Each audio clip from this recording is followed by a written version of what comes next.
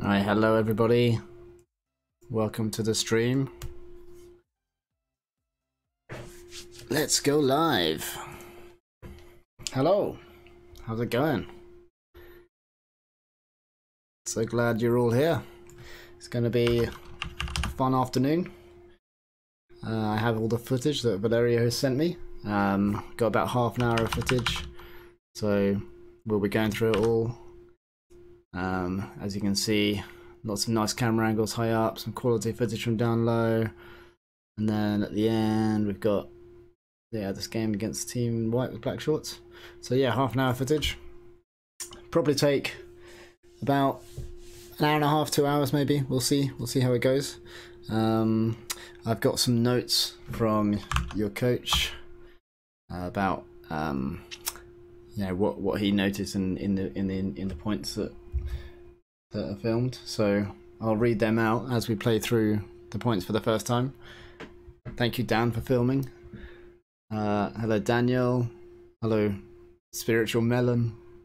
Valerio's there. Hello. Hey, Jeremy. Hey, Max. Hey, Dylan. You're the first one other than me and Valerio. Good to see you all. Let's get started. If at any point you've got any questions, then I encourage there to be some discussion and ask me questions in the chat. I'll check it after every single point and during as well if I can. And if you want any clarification on something, like if I've said something or you're not too sure about it, or you think I might have missed something, or or if you really agree with something, then yeah, just use the chat. Hey Sandon, good to see you. Yeah, make use of the chat function. You see it comes up in the bottom of the screen just here. So I've got my mouse that I can use to highlight what's going on the field as well. Should make it easy to see what I'm talking about. Let me just adjust this. Okay. All right. Hello, Miles. Hello. How's it going? All right, let's get straight into it. So there isn't any sound on the game footage, which is good. It can be a bit distracting. All right, so in this point, Valerio says attack the brake side before the mark is on. Almost. Attack the brake side before the mark is on, instead of forming a full stack. Walker should try both the around and the inside out before they play give and go with Noah. So here we are. We've got 3 players around here. Okay, so we've got the options of moving the disc. It goes back and then we're set. Okay, and we've got the stack being set here. So there was potentially a chance of actually working the disc over to this side if this player comes back, but he's the stack setter, so he's got his job. Could have kind of kept the flow going at the beginning of the point and worked the disc onto what ends up being the brake side. I suppose at that point you don't really know that it's going to be the brake side. So yeah, dumper's getting in position, okay, and then the stack is set. Now we have a nice cut here. So you see he sets it up, he goes brake side. Okay, this gesticulation, you can just be ready to throw. If you just have the disc in both hands, just be ready to throw whatever presents itself in front of you. Okay, now I like that you're stepping out to fake that, but I think you're not really believing that you're going to throw that, and I think the defenders don't believe you're going to throw it really either. So the first look normally, when somebody cuts brake side like that, is to actually go for the inside out option first. Okay, I'm going to try and draw on the screen a little bit. Hey Mike, hey Marcus, hey Ben, how's it going, guys? Welcome to the stream. Join the chat, get chatting. So let me see if I can just draw on the screen. Okay, what does that look like? What does that look like? There we go. Okay. So yeah, usually the first option is for the inside out. Okay, if you step out and threaten that inside out sidearm, okay, then the force will move over this way.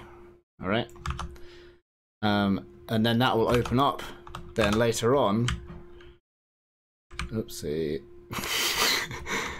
then that will open up later on for the option of that around. Okay, the force will have moved over, so then the possibility of throwing around here is more likely. Okay, so just as a general rule, if someone gets through on the brake side, fake the inside out, or go for the inside out first. If the force stops it, then you should have the around. Okay, this is a nice amount of separation that we've got here. Okay, so we should be making use of that to attack the brake side. Okay. So boom, there it is. And yeah, even if you just released it out wide and high, then potentially it could potentially the disc could, you know, come out to this space over here.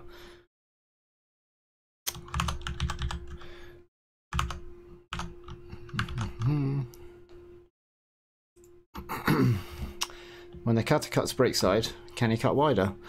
The problem with cutting wider is that it gives the defender a better angle. If the defender is able to run kind of more towards, he can intercept the disc. So if the cutter goes out wide, he basically opens up this window here that the defender can go into. So I quite like. Let's have another look at the angle. Yeah, I like that angle. Yeah, he's got good separation. Okay, Josh is watching on behalf of Adam. Hey Josh, how's it going? Let's have a look at the next.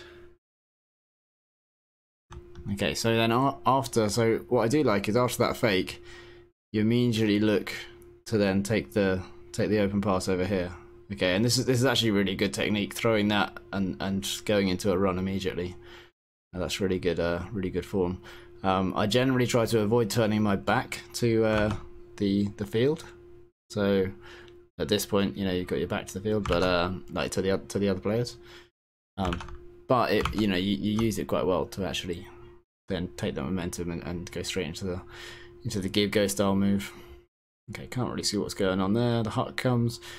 One of the problems with this huck is that the space that this receiver has is very limited. Okay, so they're looking over this shoulder, so really the space you're asking the thrower to put it in is, oh yeah, I see it's behind the chat window. So you're asking the thrower to put the disc in this kind of space here.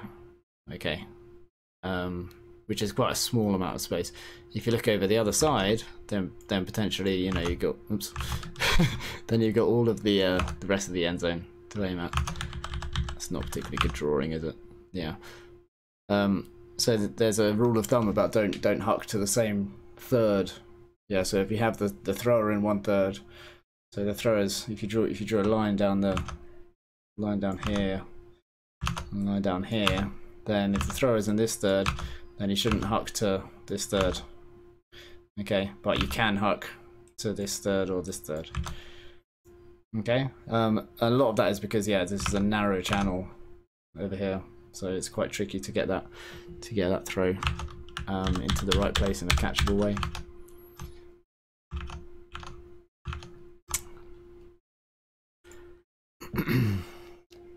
When you don't want to be on the brake side of the handler for a better upline cut. Chocolate to chocolate, not sure what that means. The dump is best on the open side. Yeah, so 45 degrees back on the open side. It means that the force can't affect anything between, and if the dump gets free going behind, okay, then they can move the disc onto the brake side. So they either cut behind, so they get the disc moving onto the brake side, or they go forwards on the open side into like a power position. So generally it works better if you're 45 degrees back on the open side.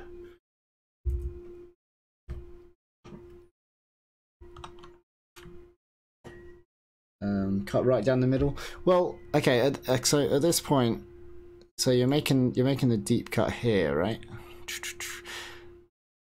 Yeah, the problem is that, yeah, you've bent down, you've bent around that corner there. As you go around that corner, that then starts to limit the amount of space that you have Okay.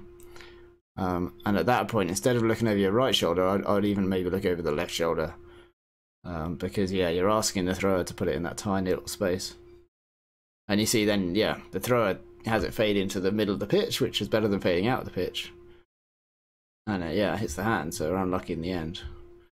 But yeah, it was a cut that was asking the thrower to throw to a very small space, basically. Chocolate's same idea as the third of the field. Okay, yeah, just that's the way it's explained where I've played. About the same third. All right, on to the next point. If you have any, if there's any technical issues or anything, just let me know. Right, so at this point, the first cut in the break side. First cut in the break side instead of the open side. Noah looks for the quick break before the marker is set. Okay, I didn't see that. So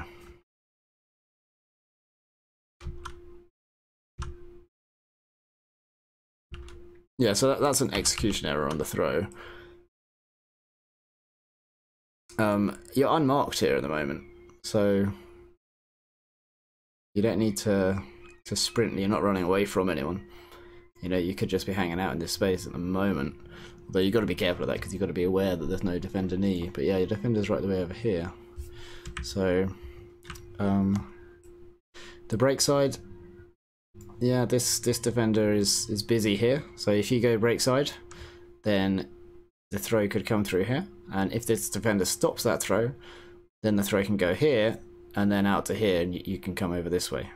Yeah, I don't think I need to draw on the screen for that. So yeah, if the defender comes in here, then this space is blocked, and the disc can go around the edge, and you can continue over here. It's not certain which way the force is at this point. So yeah, it's not bad going open side there. And it's hard to be aware of where the defender is.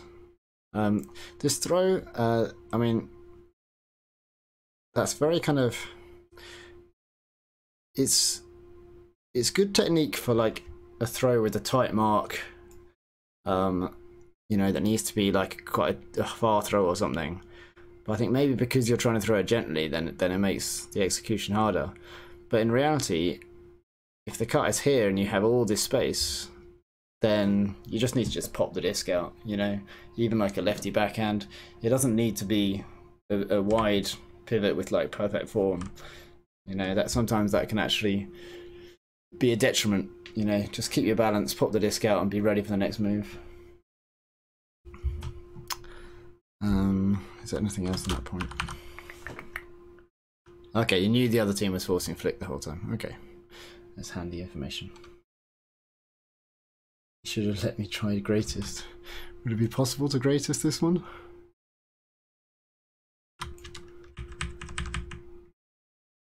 Yes, yes. Oh. Yeah, he definitely should have let you try the greatest. That's poor sideline behaviour.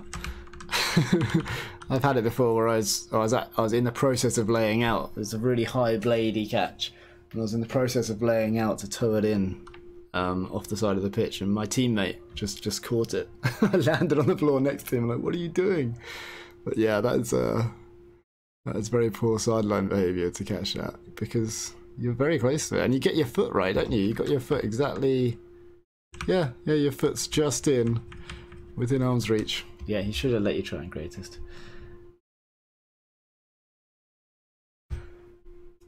Okay. All right, defense. We got any notes on defense?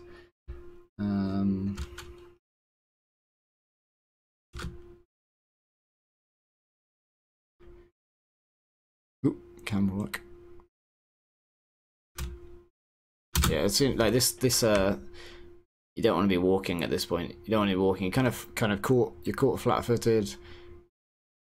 He's putting his arm out. He's putting his left arm out here. I don't know if you can see that, but you know, I know Ultimate. That guy's definitely putting his left arm out to be like, yeah, I'm free over here.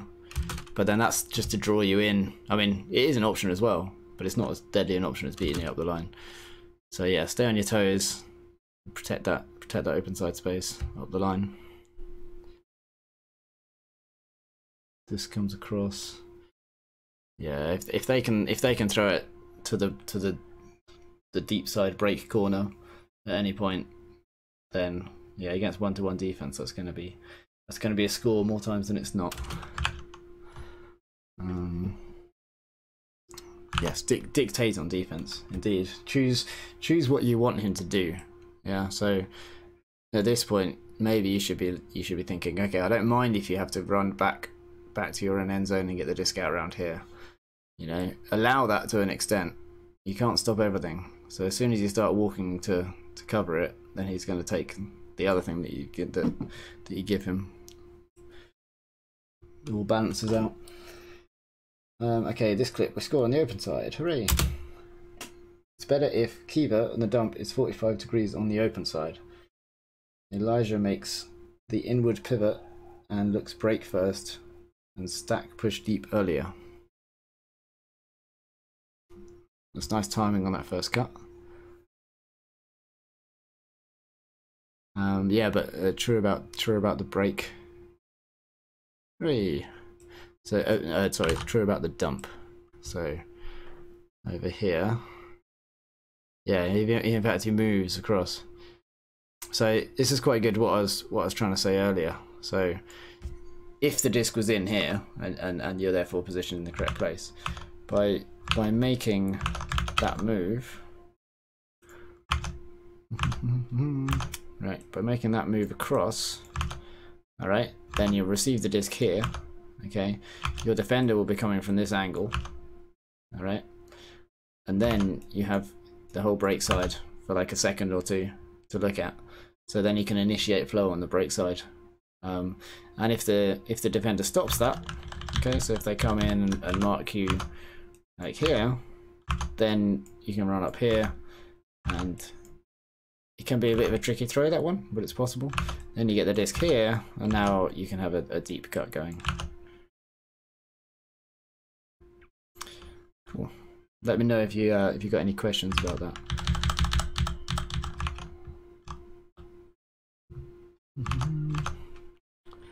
And okay, Elijah's inward pivot. I want to see this. Yeah, nice.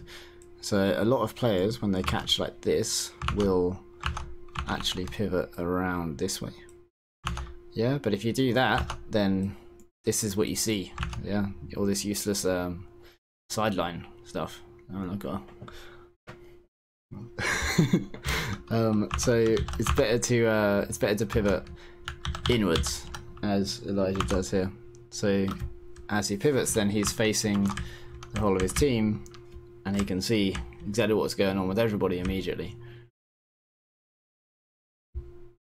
This deep cut, or like this run deep here, slightly going diagonally. So it's good to cut deep straight. So if you're going at an angle, then you're making the space for the thrower smaller and smaller. Okay, but if you went straight, that's not really straight. If you went straight, then the space would be a bit bigger. Okay.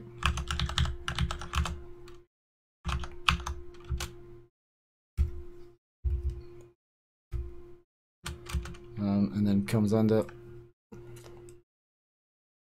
Yeah, that's nice. Just beats his player athletically. Here we go. So it's the same thing again with the angles. Right, from this point here, right, it's great to get that body position. Okay, running across, then the defender can actually. The defender's quite close and is able to kind of, if the disc is in this kind of area, the defender's got it, right? But the offense is running that way, so really you're thinking about this for the score. And in the end, the disc loops over a bit to the break side. Okay, so I think when this cut starts, it's better if it's if it's directly away, and then the disc can go anywhere at the back of the end zone for the score.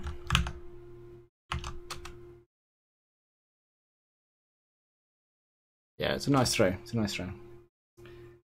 Yeah, we don't think it's messing up the angles, you know. It's just little tweaks to make the cuts easier to throw to. Really, at the end of the day, you're just trying to make things easier for your teammates. Everyone's trying to do their best and make life easier for each other. Let's have a read of what the chat is. What team was this against? Utah, Marcus thinks. Yeah, I think this is against Utah.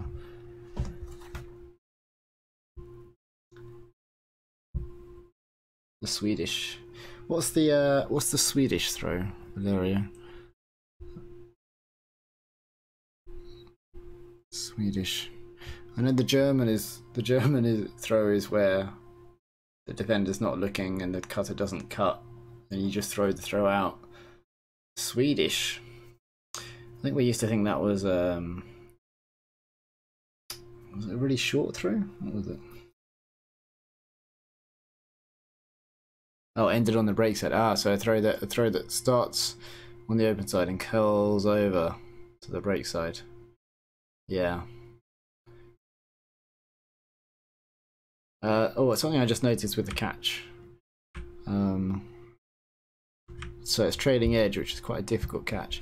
I think that's close enough to your body that you could get your left hand out there and clap catch. For me, that suggests that you're very right hand dominant on your catches, and it could be worth practicing just catching left handed for a while and then practicing clap catching, because clap catching is definitely the safest. Trailing edges is a bit riskier. I mean, it's riskier if you.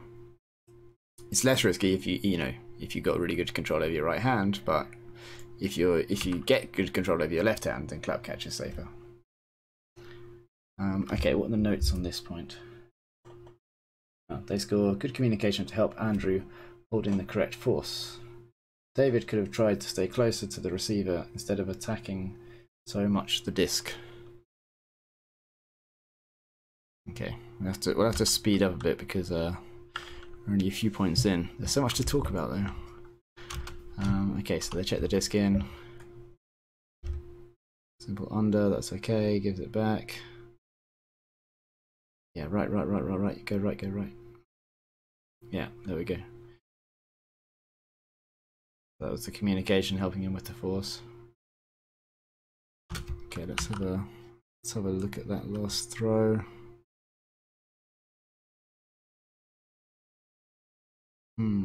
Okay.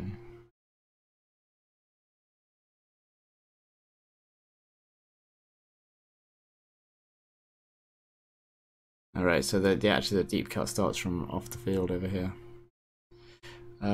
This defense though, when the disc is so far away, better to drop deep a bit, because if you're dictating on defense, then you're dictating what they're allowed to do as well as what they're not allowed to do.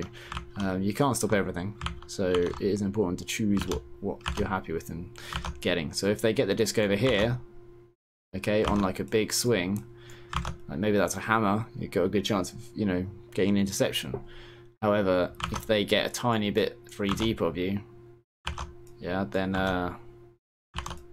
if they manage to just use those yards and then just accelerate, then it's going to be a score potentially. So yeah, contain the damage.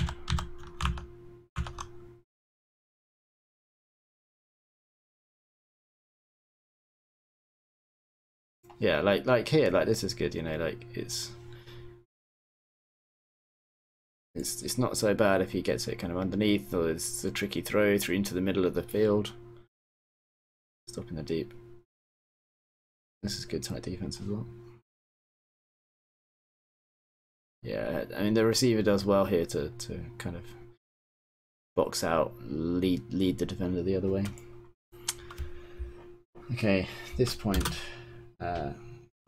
Kiva in the dump is good positioning, 45-degree open side, but he moves before Marcus engages with him. Eye contact from the handler should initiate the dump movement. Everyone stands and then cuts straight to one side without V-cuts, overlapping in the open side. Josiah, player in the back, should see he's running into the same space. Marcus, the thrower, should have could make a better decision because the stall is less than 6. Okay, let's have a look now. Right, this gets bricked, does it? Okay, so it's bricked. Comes in. Yeah, so that movement's unnecessary. Looks familiar to the other point. Better just to stay here until initiated. And then what's happened downfield? Well, that cut's very hard to hit because it's very far away.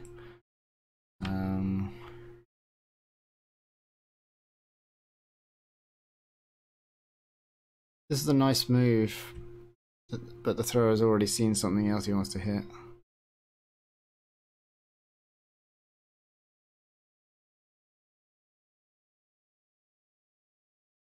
Yeah, so we have a couple of cuts going onto the break side.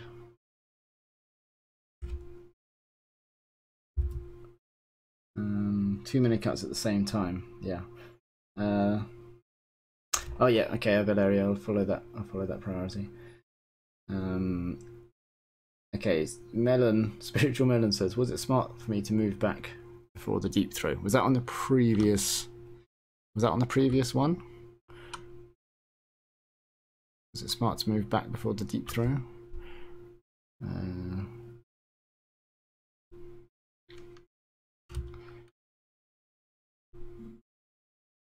Yeah, generally there's too much movement here. The thrower should be able to just kind of focus in on one person. Everyone else should look to see whether that person's free, whether they're getting the disc.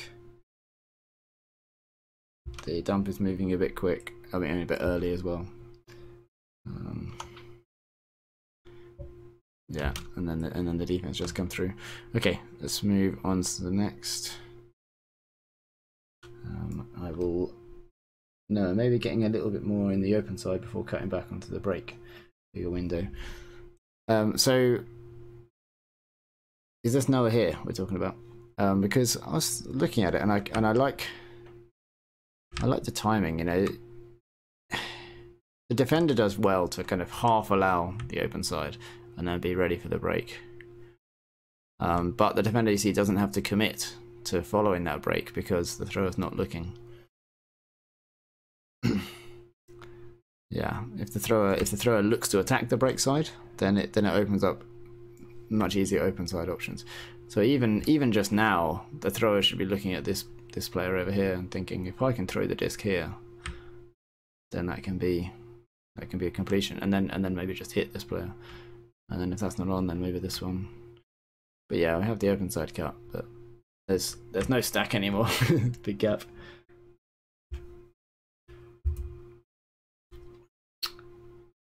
Okay. Right. Skip this point, skip this point. And now this should be the point where they play a zone, right? And it takes a while to recognize. And then an execution error. We should dump earlier to avoid getting trapped by the cup on the sideline. On defense, a clear example. Elijah, 35 seconds of wine, never turning and giving your back to the person you're covering. Always turn inside, hips facing the opponent. Yep, that's solid advice. Let me just rewind so I can look through it. Comment as I see it. Okay, so at this point it should be clearly a zone. Yeah, so the stack should spread. I'd probably take that open pass. Okay, and this player could be more active. As soon as that disc goes, then you've got all this space in front of you. Yeah, space is the most valuable thing on the field. Now the defenders have overtaken you, but now you got this space this side.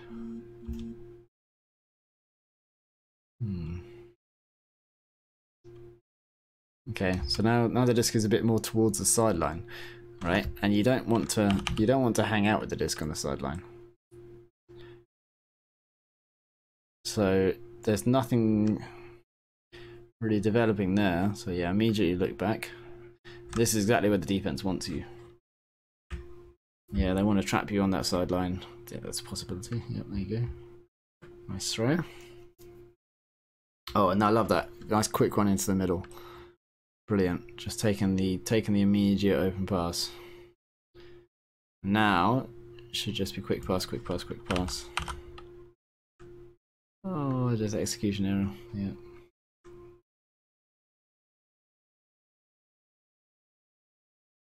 Yeah, should have dumped earlier to avoid getting trapped on the sideline.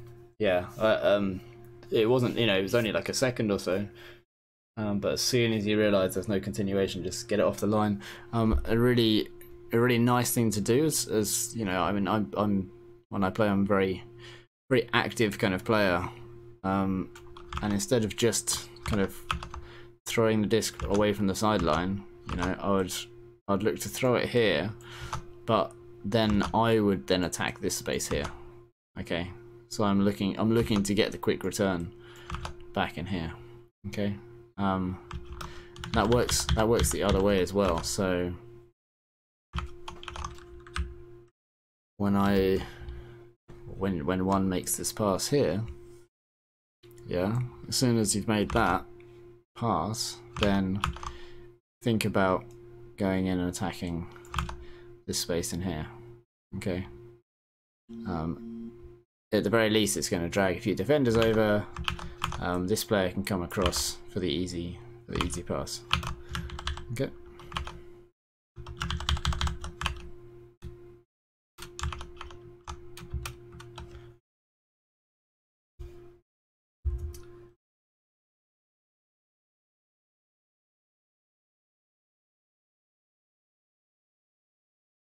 Yeah, it's a shame because you know, you had good options there.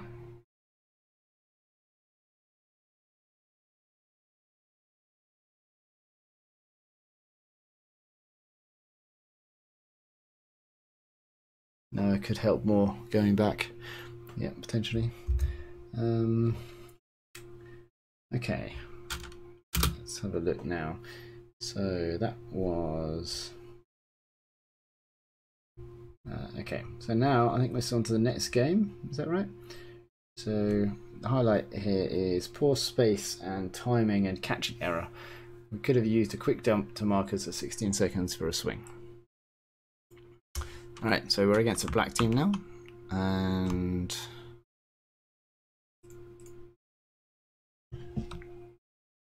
oh, can I show again the first cut? The first cut in the zone point. Is that?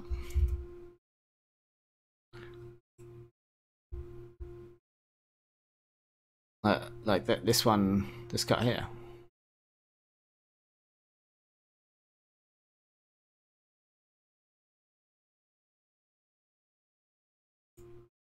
After the turnover. After the turnover. Okay, there's the turn.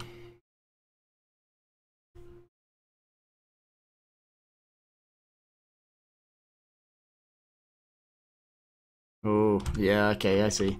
Yeah, that's the hips thing you're talking about. So at this point, when he's changing, then yeah, you want to turn to your right.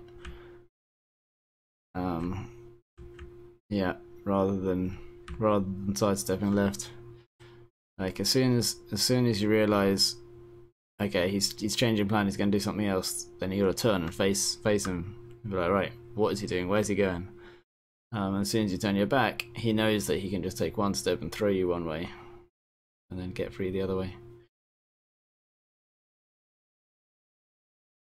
Yeah. So if you had turned and were facing him at this point, then you know you would have been able to stay closer to him. Got burned.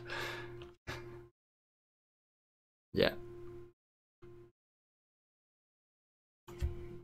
Yeah, I call it like hips marking. You can watch the hips of the opponent and just see where their hips are facing and point your hips at there. So if they're traveling fast, then you aim like really far in front of their hips. If they're just stood still or just moving slowly, then you aim just a little bit in front of their hips. But try and triangulate between your hips and their hips. Okay, so it was a very good cut. Yeah, it was.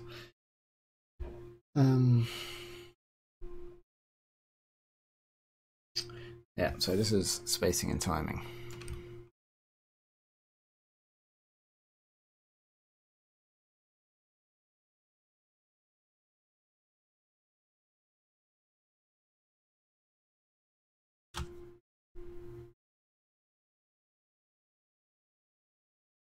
Interesting. So yeah, I tend to. This doesn't look like vertical stack offense, basically. But I tend to advise people not to surround the disc. So if the disc is here, that everybody's this side. Obviously, in vertical stack, you normally have a dump. But the problems are defenders like this can then, get in the way and stop any kind of option over this side now. And this defender's kind of making this a bit of an awkward throw. And then at this point, I would also suggest not going down this narrow channel here. There's not really much space there, and there's no urgency to move there, so you can just hang out in this space and wait for the necessity.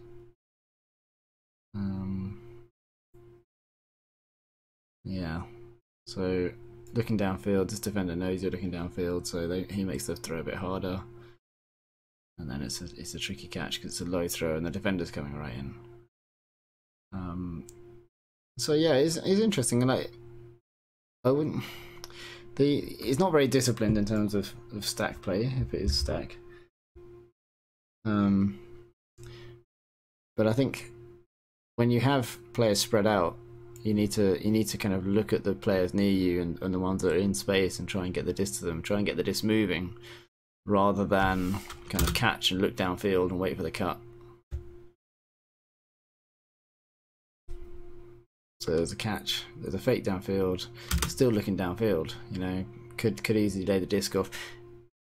Another thing, when you look at this pass, it might not seem that exciting, but if you then think you can pass it and then get the disc back, then suddenly the two of you can be passing to each other going down this channel. Okay, once your whole team starts moving the disc quickly, then you're more encouraged to move the disc quickly because you can get it back quickly as well. Kiva needs to move upfield faster. Which one's Kiva? I'm not sure. Number 9, this one. Is that Kiva?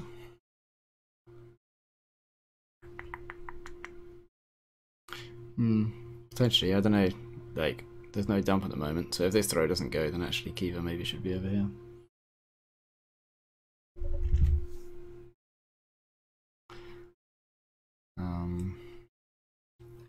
We're slow to move back. We are slow to move back the stack as the disc moves forward. Yeah.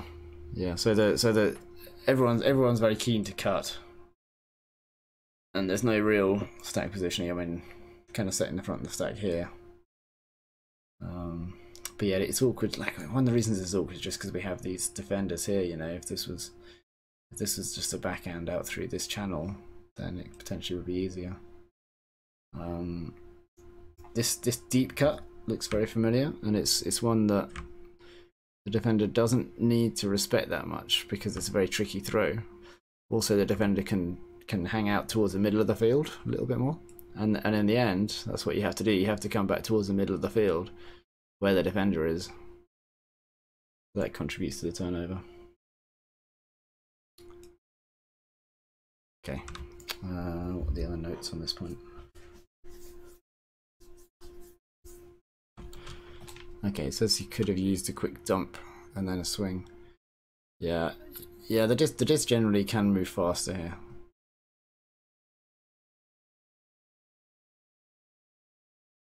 Yeah, okay. I think we looked at that point long enough. Going deep is one of the ways we have to move back and provide an option at the same time. Would it be ideal to get a dump and swing?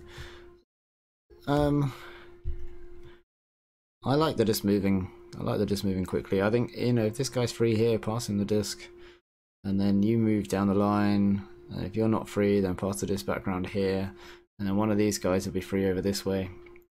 Take what they give you is very good advice.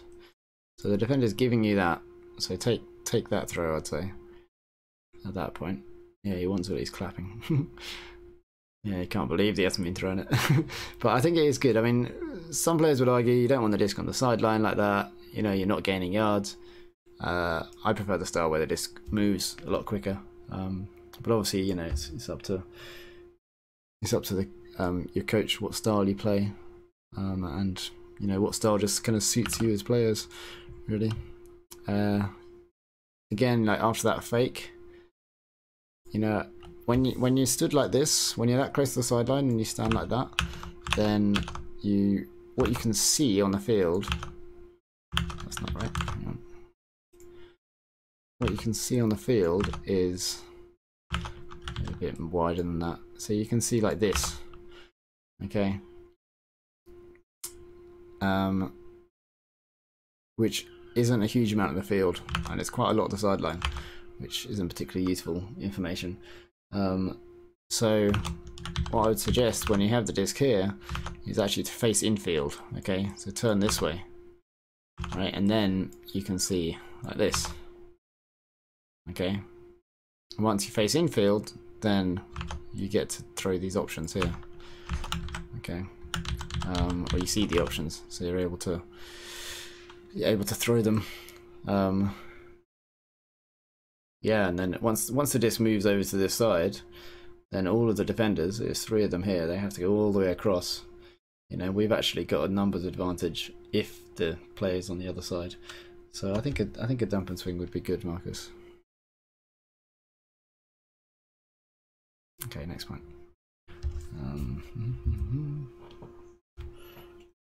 Yeah, take what they give you is a very, very smart way of playing. Okay, on defense, they score up line from trap. Another example of why never turning and giving your back to the person you're covering. Always turn inside. Okay, what's going on here?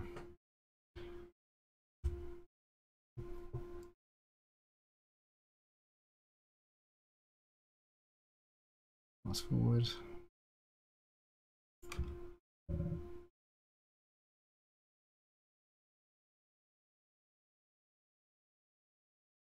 Oh, nice bid in the end. But yeah, it's that moment. Like all he's trying to get you to do is to accelerate away from the front corner, and when you take that step, you're a bit flat-footed, and he's legs bent. He's ready to accelerate, and you can see that step is just a fake, and he does it with his body low to the ground. It's a jab. And this defense, you kind of stop that move, and then you change direction. You tighten up a bit. You don't really need to be that tight at that point. You know, it's better to kind of check what's going on with the disc, where the throw is. Yeah, and when that jab step happens, then yeah, you've got to get your body low. You've got to bend your legs, and you've got to just be ready to see what he's going to do after that jab step, because you know, sure, his body's moving that way, but it doesn't look like he's actually going to run that way right from this point here. You know, that's not where his arms would be. I mean, it's easy to say these things when you can see it frame by frame, right? But you can see you turn your back, so that's the kind of rule of thumb. Always have your hips facing their hips, okay? And at this point, it's really hard to fake with the hips. That's why. So at this point, it's stepped over there, but his hips are facing this way. Okay, if his hips are facing that way, then yeah, you can commit. But his hips are facing this way. So then when your hips then face that way, and his hips are facing this way, that's when you beat. Now you almost get a good D at the end. Yeah, that's a good bid. It's a good bid, it's very close.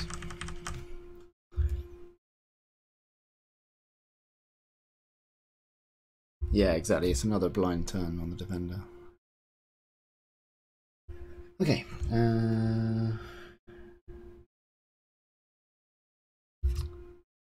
Right, next point. Poor timing. This is in the notes Valerio sent me. Poor timing and a lot of overlapping too many standing, then cuts straight to one side without V cuts and good angles. For example, Kiva at 15 seconds could have played a give and go with Jason, who needs to be more quick and intentional about getting in the 45-degree dump position. Okay. So, oh wait, okay, the turnover's already happened. So, general timing and spacing things.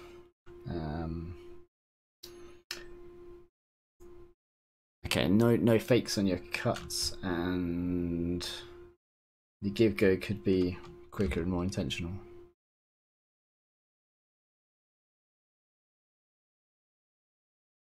Yeah, so that's some downtime there. Just those few seconds can be costly. You want to keep the disc moving. I like the inward pivot, you know, I like that because you can see you're able to see the whole field like this. It's just nobody's moving.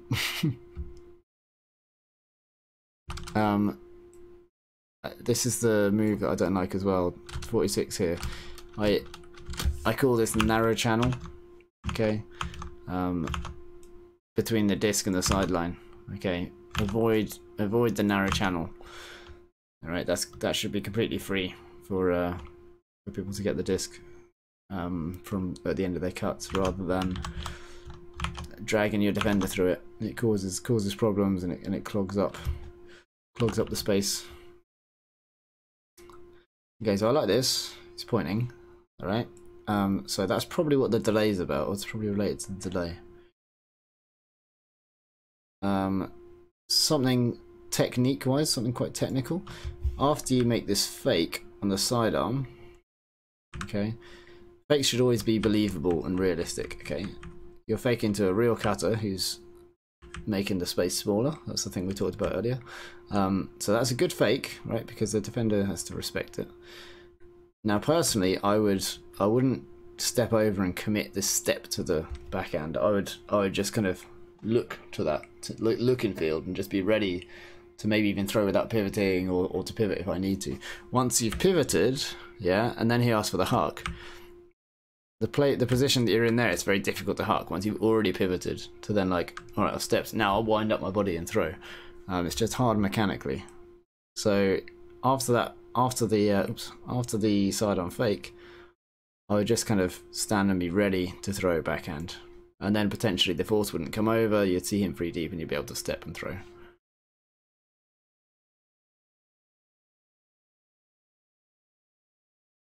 But yeah, you see it's not on, so he comes back. But the defender, so if you had a faked as well, so even if you got the mechanics a bit out of sync, he puts the hand up. You have to validate that. You have to respect that. And you have to work together. So, he puts the hand up. You should fake to communicate to him. You don't want that. The defender doesn't know that. The defender will have to bite. Okay, if the fake happened there, this defender would be sprinting towards the end zone, and then he would be free when he came under. Okay, and these are the small things that take the seconds away from the stall count. And then it's a good fake. And the dump goes. So yeah, the dump could have been there earlier, but the dump's got separation, so I'd say there's no urgency to get that dump into position, especially when the disc is near the sideline. Like, you don't want to be 45 degrees back on the open side here. This is fine. It's good to get that angle. Now it opens up the break side. Again, you got to respect that. You gotta. Well, thanks for subscribing, Sandon. You have to respect the break side cut. You have to validate it. So that should be immediately either faking that. We got a subscriber animation playing. Excellent, thank you, Sandon, for subscribing. That's the one of the first ever adverts for a frisbee back in the 70s. I thought it'd be nice to put it on put it on as the subscriber meme. Okay, so yeah, as soon as this disc goes here, then yeah, like fake or throw, you know, just throw a big around. Nice, another subscriber, thank you, Alanya. So yeah, that can go break side. Right now it's stopped again. We're getting all the subscribers. Yeah, get it in now, guys. Thank you, Dylan, for the subscribe. Okay, cool. So we look break side now. Thank you, Miles, subscribing. The handler could have put it out to space. Yeah, exactly. If the handler just pops it out, like, it doesn't have to be super accurate. It just has to be to all this space over here. Can I rewind that once more? I've been doing it a lot. The only reason I'm doing it is for the subs.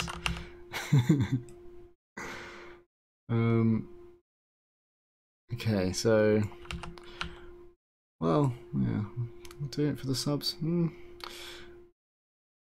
Doing it partially because I enjoy it. I'm not being paid, so I'm not doing it for the money, unless I'm doing it for the long-term money. I'm doing it for the smart money. I think you're only subscribing because you like watching that advert. Okay, so break side. Yeah, this goes in the end. Let's see what the notes are on this. Okay, could have played a give go adjacent. That's the note. So where's the option for the give go here? Is it? Oh, it's that cut there. Yeah, could have potentially, but it's tricky because this player's hung out for a little bit and kind of kept the defender in there. So I think if he clears out a bit harder, then it will be clearer that this cut is free. But as it is, he doesn't commit to the cut fully because he can see the defender nearby. And then this is good timing because he sees that another option hasn't materialized. Yeah, well, that's not on, so then he times his cut, and then that's a good, a good choice to throw. It's just the defender's on it. This is the angle as well. So someone said earlier, should I cut wider? This is quite a wide deep cut, and you see it opens up this window here for the defender. If the disc if the disc just isn't perfect, then the defender can get in there, as he does. So when making that move from the back, just take a bit of a sharper line.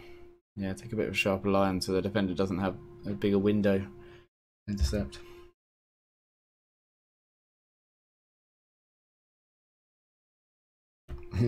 You're welcome, Valerio. Jason is left side. A give go to the first cutter. Oh, you mean the dump that's poached?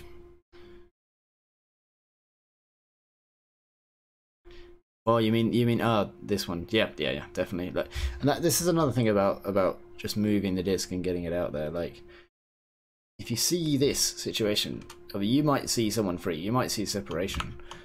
I see space, okay? And I don't know if you guys are fans of football, but some top football players, like Messi, was it? It said he spent his entire time looking for space. Like, he spent all of his career looking for space. Once this player has got the disc, okay, then all of the rest around him is space, okay? So you can throw that pass, all right, and then you can just attack that space. And that space is yours, okay? You can do a lot once you've passed the disc. People get a bit too attached to holding the disc, thinking, right, okay, I'm involved in the game, I'm holding the disc, I'm looking for a throw. You want the disc to be in someone else's hands and the space to be right in front of them. If you're able to pass and then immediately run, you're very likely to get the disc back if you make a good move. Football is American football. Yeah, sorry, soccer. If you know soccer, they spend their whole careers looking for space, basically. But yeah, if you can pass and then run, then you can beat your defender quite easily. They're not set up to mark you running, they're set up to mark you for throwing. So you pass and run, and then if your team are used to taking those quick passes, then you're able to get the disc moving nice and quick. Okay, on to the next. Yeah. Oh, so hang on. This is a turnover. Look at that fake. Whoop. Over onto that side. Yeah. It's tricky, this face marking here. Quite easy to be punished. You know, if the disc could go anywhere in this entire half of the end zone right now. It's good to keep half an eye on the disc, half an eye on the thrower, half an eye on the receiver. Okay, this one just quickly, I won't analyse this one. The notes say Noah should be back, his man is poaching. After receiving from Michael, Walker should pivot for the break side continuation pass to Andrew instead of using the inside out. After the turn, Noah doesn't have a dump and everyone is slow to positioning. Stretch deep and V cuts.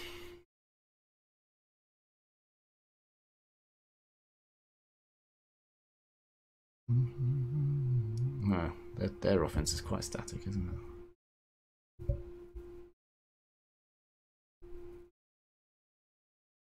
Oof. Okay, there's the turn. Yeah, no dump. And everyone kind of ran into the stack rather than... You can just cut immediately when there's a turnover. Your defender's probably out of position, so you can just immediately do a cut. A bit of an execution error thrown behind the catcher there. Yeah, definitely a deep cut. You definitely want a nice, quick, early deep cut happening when there's a turnover. That quick transition is important.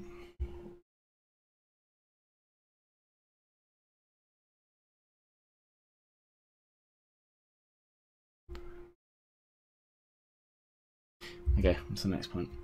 Right, more efficiency after the pull. Instead of Kiva to Noah, Noah to Kiva, Kiva to Noah again, with just a few yards gained. Better if one of the two look upfield and cutters start to flow on the sideline.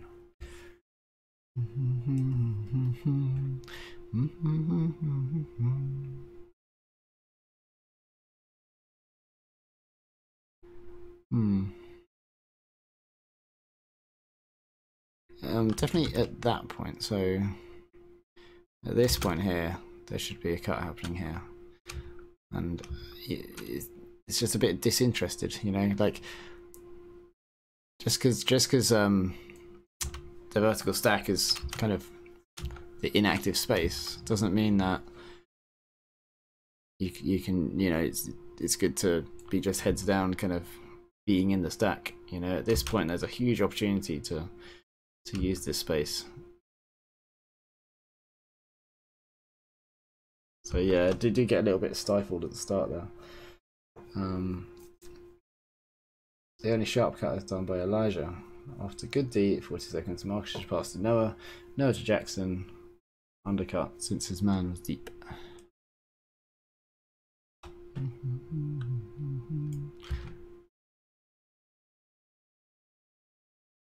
Yeah, so we're kind of cutting each other up as well. Yeah, so this cut here isn't a particularly good one because you're just running in a straight line and you don't shake the defender off. You know, you've got a yard separation, and you should know that you've only got a yard separation. And so then that's never going to be a really good option. And then when he pivots out and goes to throw, then you peel away. So if he had released that, then the defender would definitely have got a D. So it's best not to... Don't run through those cuts. You know, like shake your man off before you commit to a cut. Make those V cuts, make the shop. Yeah, that's why we do the faking and the cutting, to shake your person off before you actually accelerate. Whereas it is you bring the defender with you, it distracts the thrower, almost teases the thrower into throwing a turnover, and then we have a sharp cut here. Okay, going open side. Okay, defender's committed. I'll plant my foot and go break side, but he can't follow through with it because this cut's happening. Okay, so that's how we've kind of cut each other up there. And then kind of clogging on the open side. I think at this late in the stall, should probably take that option and try and attack that upline space yourself.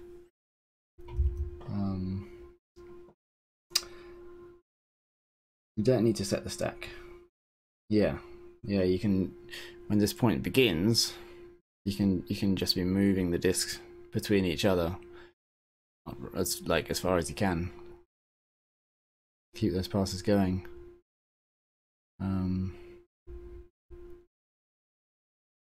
Yeah, don't get sucked into the mentality of just holding the disc and looking downfield, waiting for a pass. It's very kind of American football-esque, but it's not the same rules.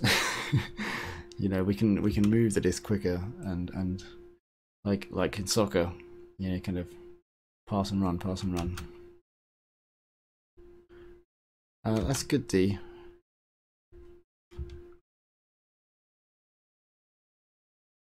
Yeah, the throw maybe should just be out to the space, so as soon as you see the... Sorry to rewind this again and again. As soon as you see that acceleration, at that point when he's got the shoulder in front, then just maybe throw all the way over here. Yeah. Yeah, it could be more out to space. This is Oregon, apparently. Why is Kiva behind the handler? Too many cuts. I'm just going through. We don't need to set the stack if we're moving the disc and no mark on, correct? Once again, too many cuts. Let's have a quick look. Yes, it is too many cuts. Yeah, I saw that earlier because people were cutting each other up. Like, we got some reactionary cutters, so some people see this fake and then they react. Pivot comes over and they react, but we've got two people reacting. He pulls out of the cut. That's good awareness. So we've got some reactionary cutters, and then we've got some people that are kind of cutting because they, I don't know, feel like they should or something. Like the one that came from the back early on. That, you know, this cut should never have happened, really. If you see the space, then, you know, allow your teammates to use it. Definitely don't drag your defender in there.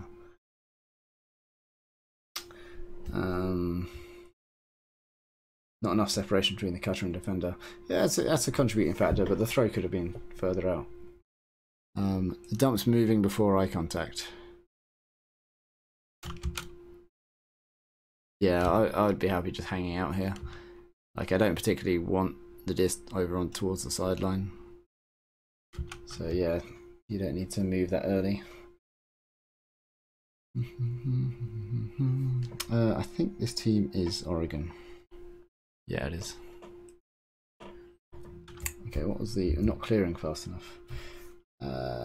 After a good D at 40 seconds, Marcus should pass to Noah. Okay, so that's RD. So let's just watch.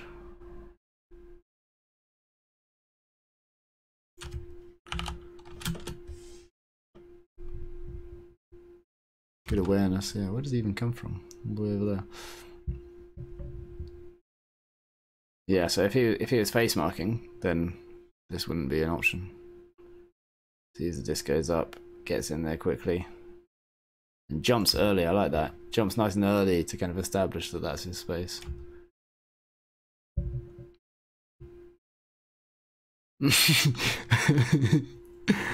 Oh my! It happens to all of us. The execution error that just makes it look like a wild huck.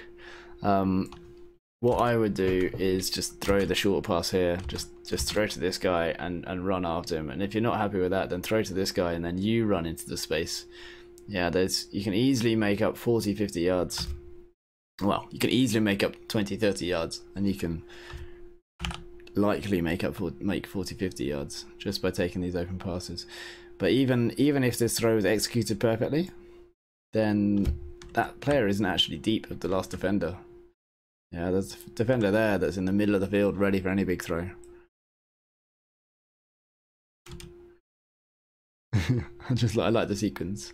A nice D and then whoosh. Head and hands. Yeah, happens to all of us. Yeah, be more happy just to take the open passes. Take what they give you. Just their short ones, and this guy's free here as well on the open side as well. And yeah, so is this Jackson? Notice this is man's deep, comes under. Could potentially communicate more as well. Like, I don't know if Jackson knew that his might go as deep, but if he shouts poach and puts his arms up, and if the people near the disc are calling for it, you know, that gives a thrower more confidence in those throws. If you know your receiver is expecting and wanting that pass, then yeah, it's much easier to just put it in their hands. Right, next. Yeah, keep do keep that up. I do have a tendency to get right into the fine details of things. He could have broken the mark and sent to the break side. Yeah, there's probably options there as well. There's no mark. Okay, on to the next clip. Okay, after Marcus gets the disc. And did we watch the? Let's just watch the score. Is that where it went out the sideline? Okay, it went out here. Up the line. Yeah, just getting beaten up the line. So got to sort that positioning out. Yeah, this is bad positioning because yeah, in between the thrower and the defender, so the cutter, so you're not in a position to see both of them. You want to position yourself so you've got the cutter here and the thrower here, and you kind of look in between them, so you can see the cutter and you can see the thrower, and then whoever's moving, you can like turn to them a bit more to get a bit more information. Whereas if you're in between, you can see them but not the disc, or you can see them and not the cutter. And that's what happens here. He's caught in between. So when you look at the disc, then that's when the cutter then moves. Yeah, you want to triangulate so you can see both things, both the thrower and the cutter. Right. Scuba. Okay, notice after Marcus gets the disc, there are 4 players going deep but 0 undercuts. Speaking of angles of attack, Noah is open deep, but is cutting from the same section of the field with the thrower. Ah, chocolate to chocolate.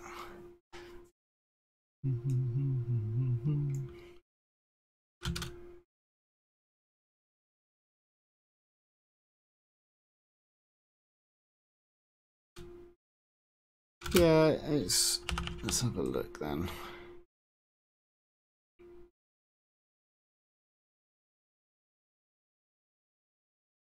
Nice catch under pressure. But, yeah, that angle. See that angle, and yeah, and then he looks over the left shoulder. So reducing the space he can hit down to this basically, without him having to bend back around. So those deep cuts should go completely straight, you know, or even away. So at this point here, when I realise he's going to catch it, actually, if I were in that position, I would likely cut this way and then look over that shoulder, right? Just to open up this huge space here.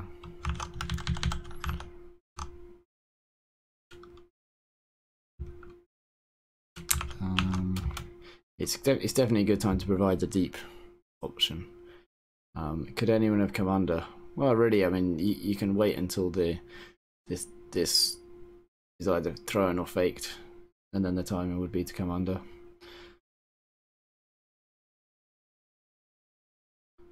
Yeah. Yeah, so it's going from the same section to the same section. That's why I would move away and turn over so that actually you can throw to like half of the end zone. It doesn't have to be straight down the middle.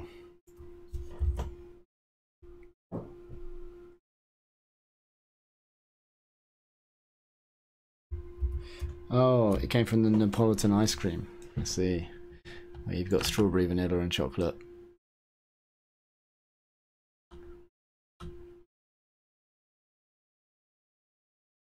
Oh, what? How's that not a D? Oh no! I think he tried to clap catch it and it went through his hands. It's good to always try and catch your D's. Oh, ooh, exciting stuff.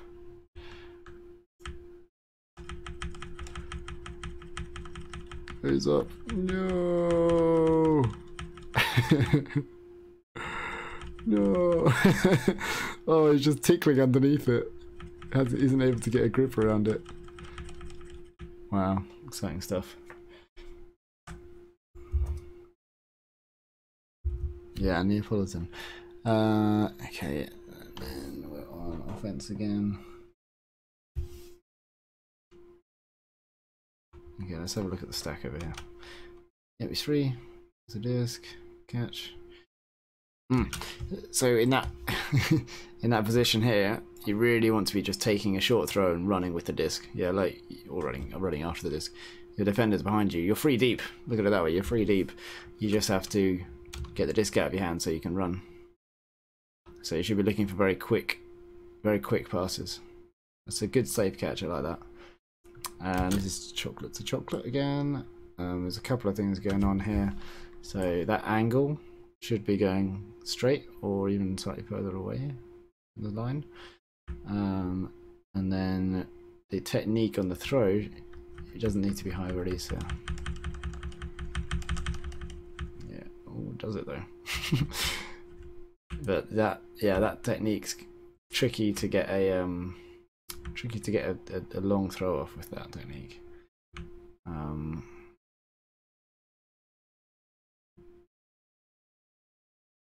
Yeah, and it's very much you're snapping.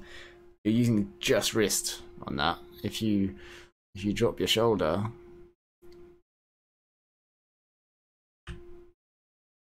yeah, if you drop your shoulder down a bit more, then you're able to rotate with your core and come through with the throw, rather than getting it up over the top and then snapping the wrist to get the distance on it. Yeah, if you think the force might be a problem, then just a little shoulder fake to the sidearm side gives you an extra foot or two. Then you're able to step over and release the backhand.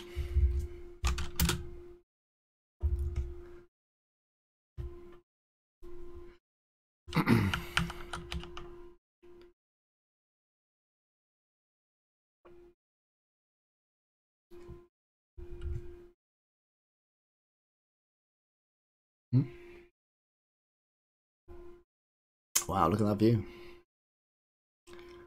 Oh, you're lucky to be playing there.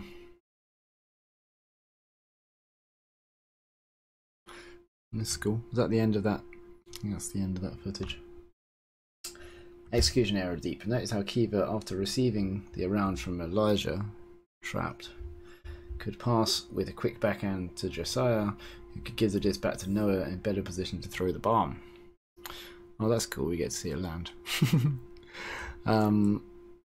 So, what was it? After receiving the around,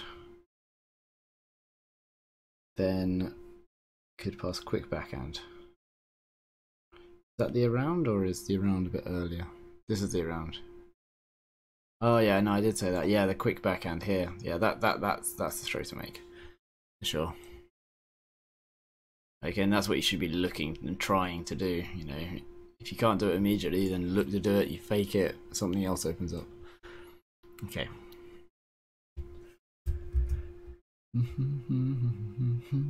Yeah, very nice setting. Good landing. Okay.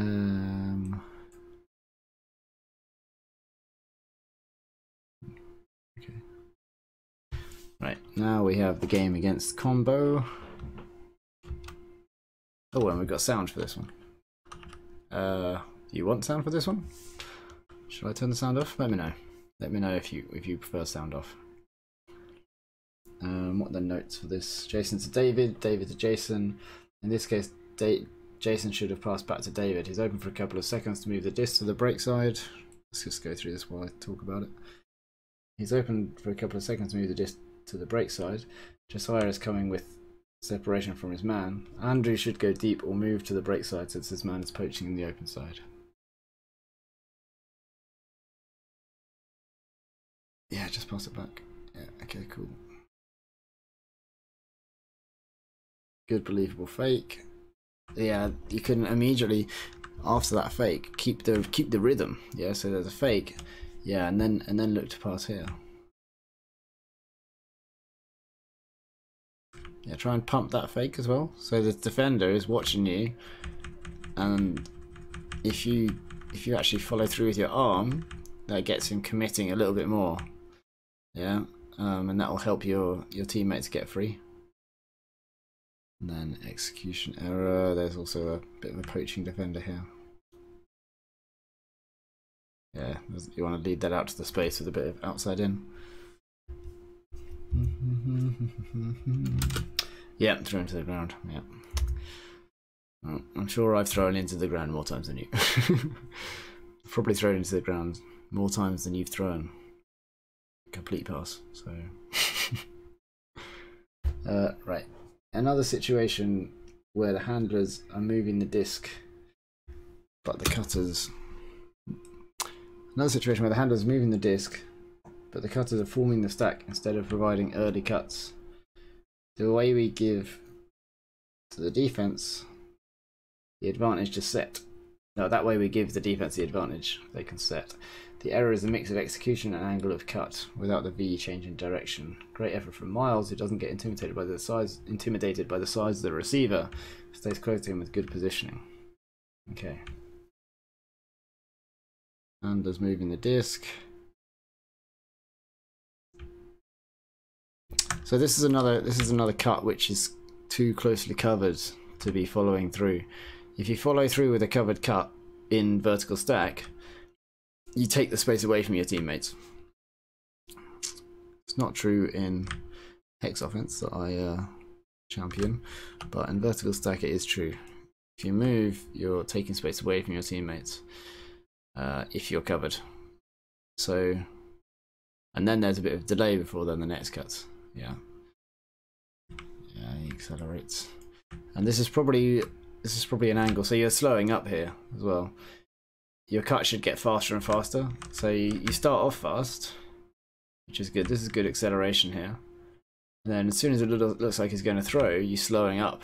Okay, I don't know whether maybe slowing up because it's going to make the catch easier, but really you want to be speeding up and getting it out of the air as quickly as possible, because otherwise the defender will do exactly that. Yeah, run through the disc. That's a simple way of putting it.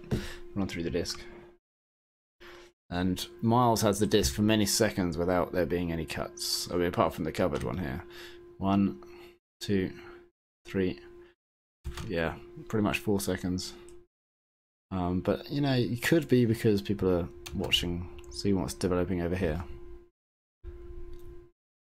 Yeah, because the cut comes free on that side as well.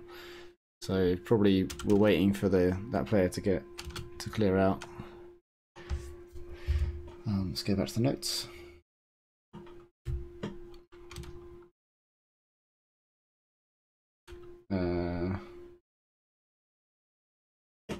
Great effort from Miles. He doesn't get intimidated by the size of the receiver.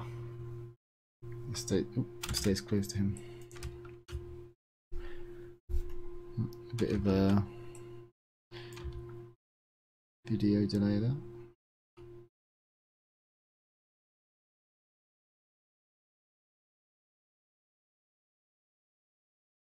Yeah, Miles puts in the best bid he can there, really. Yeah, he does get good positioning, and this is the break side, right? So like I said before, you know, if the disc goes out nicely to the break side corner, then really the other team should be scoring. But this is great. Legs bent, approaching the disc with a few steps. Yeah, and actually that's so close. You know, you're what, like 4 inches below his hand there, maybe. And he's significantly taller. So you kind of out jumped him in that you've jumped higher than he's jumped, but he had a head start. You can look at it that way. But yeah, that's a good bid, Miles.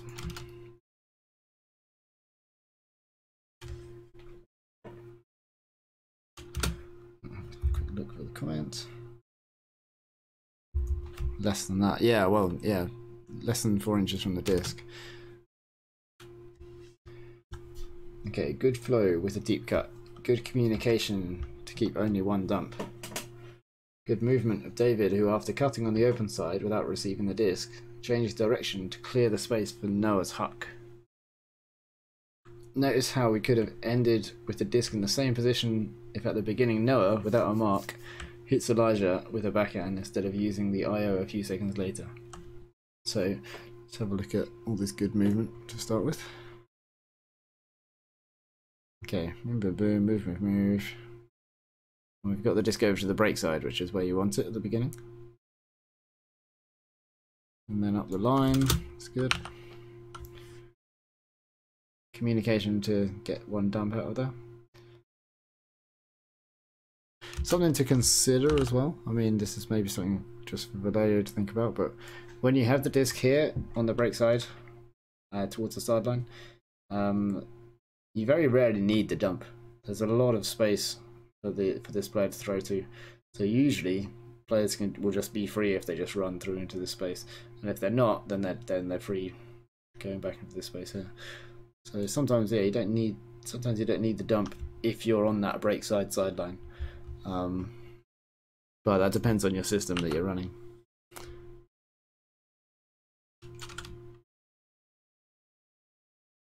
That's nice. That was good rhythm there. So he looked downfield. He did a realistic fake, like, you know, to a realistic option. And then he immediately looks and just keeps the flow going with that, and that's really nice dump movement as well. You see he's marked, and he follows the disc as soon as it's thrown, communicates, gets the disc back, puts it up nicely, and then a really good read for the safe clap catch. Excellent play.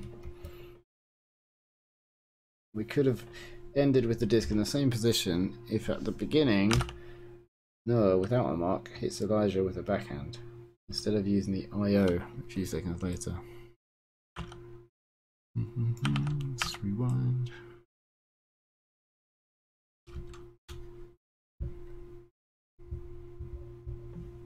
Yeah, okay. What are we talking about? This throw here? It looks like a backhand over the shoulder. Could be complete there. Yeah, that's what we're talking about, I think. Yeah. Yeah, so it's a really nice position. You can pop a disc over onto the break side. Take those throws as soon as you can, and even if the force stops it, they'll step over, stop the backhand, then you can throw the inside.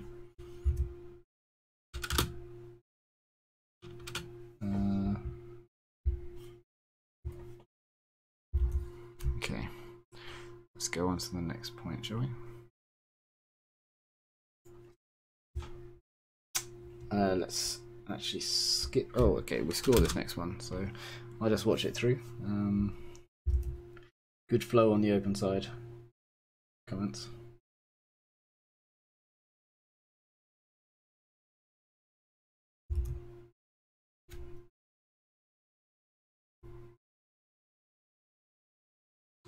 Where's the disc? I've lost it. Oh, there it is. Okay, it's been bricked.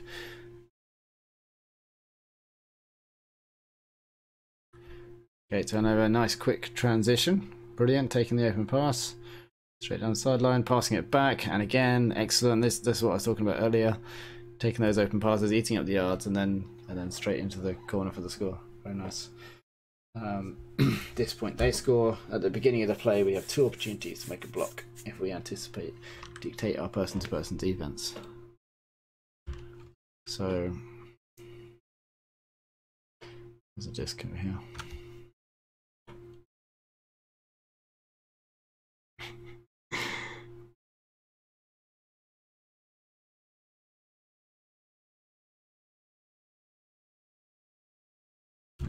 So it does look like this defender here can be more dictating. Looks like they're kind of reacting to what the offense is doing rather than dictating what they can do. And where is there was another bid opportunity here. Yeah, try and catch it. Try and catch the disc when you're on defense. Because going for the swipe, it's more likely to actually miss it. I've seen so many, like using this kind of frame by frame, you would not believe how many would-be Ds I've seen not be Ds because the person's been there and they brought their arm back to hit it, whereas the person just goes straight to it for the catch. is the one that gets it first. So catch your Ds. Always try and catch your Ds. Helps with the transition as well.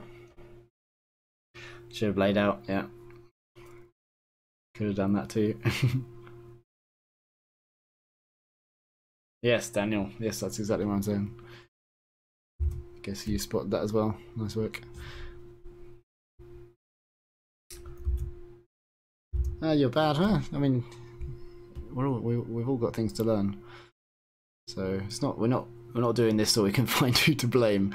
We're doing this to so that you guys can improve, right, for the championships that are coming up and beyond. I'm always learning whenever I play.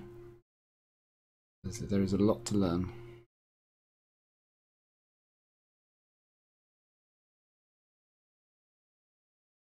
That's nice. Nice inside. Ooh, and then the turnover. This is universe point.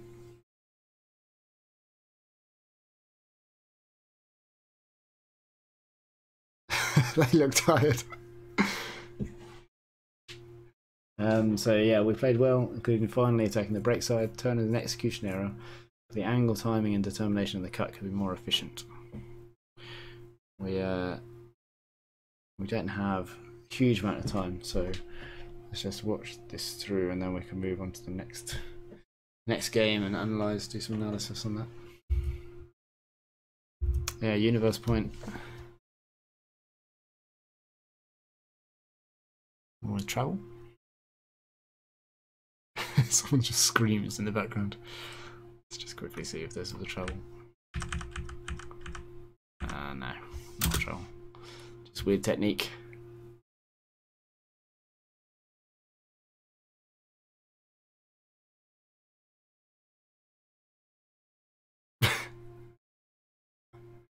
He jumped so late after catching it. Right? Oh, I might see that I was wrong again. Yeah, it's just going down there as he catches it. And then, huh?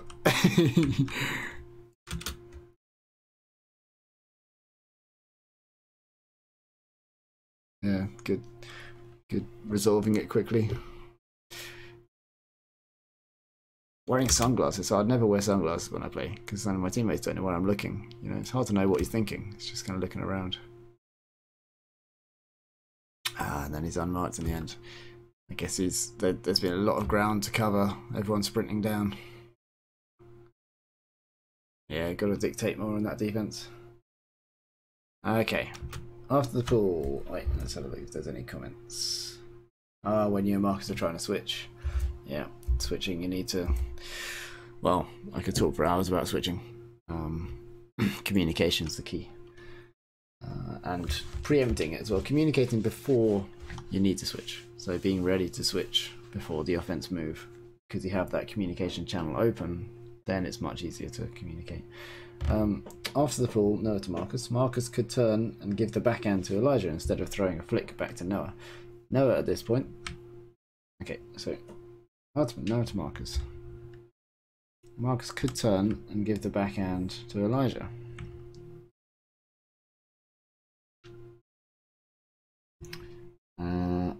I don't have roster numbers and I haven't remembered people's names. So I guess this is where you could throw the backhand. Is that right?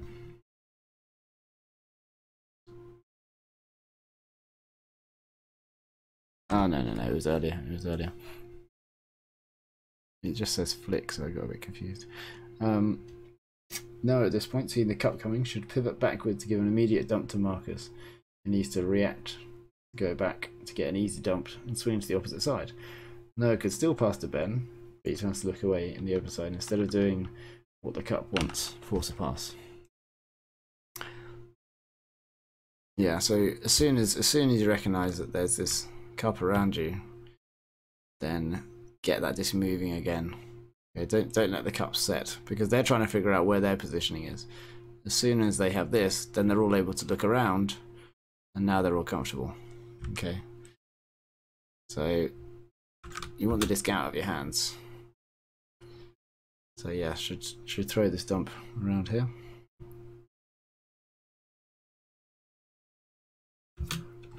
Let's have a look at the option you're looking at there. Yeah, so you're trying to throw through the guy. And I think if you saw this, if you faked to that, if you tried to throw to that, it'd bring the defender out, and then this would be an option. But there's no realistic, believable fakes. Whenever someone makes a move, you need to validate it by trying to throw to it. Yeah, which can result in a fake, and then it opens up the other options on the field. Would a hammer to the break side be a good idea? Let's have a look. Yes, if you have that distance, then a hammer over here would be good.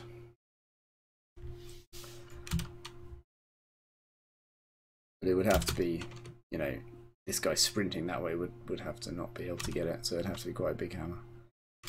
Unless you fake him out. Yeah. Needs an earlier dump in place. Yeah, it needs to initiate the dump by turning to him. Or hammer over the cup, indeed.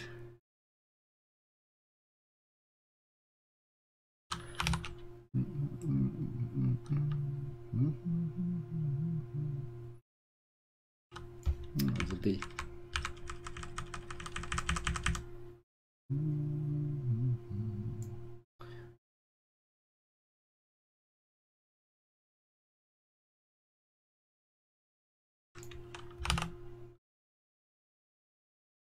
Okay, timeout called on the end zone line.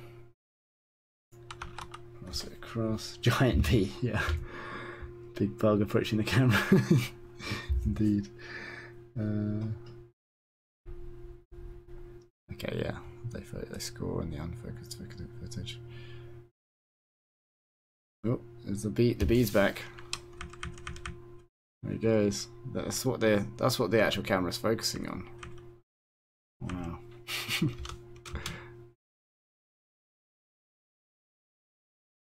Yeah, so you see how many fakes he's doing, it keeps the defenders very busy. Yeah, you have to prioritize the open side. That step towards the break side is going to set you up for disaster. As soon as your player gets free towards the open side cone, then that's another time when they should be scoring. So yeah, deny that. Deny that and dictate, sorry, it's a bit bright. Dictate that they have to go break side. If you can. Any more comments on that? Okay, no, just about the B, that's cool. Miscue on the dump. On the end zone they overthrow, but our reaction on the rebound is slow and they score. Yeah, so it looks like just a miscommunication, so there's probably not much to say about it. Yeah, just kind of execution, kind of miscommunication. I think one player wanted to get it in the narrow channel. It's okay to be in the narrow channel if you get the disc, but running through the narrow channel is bad.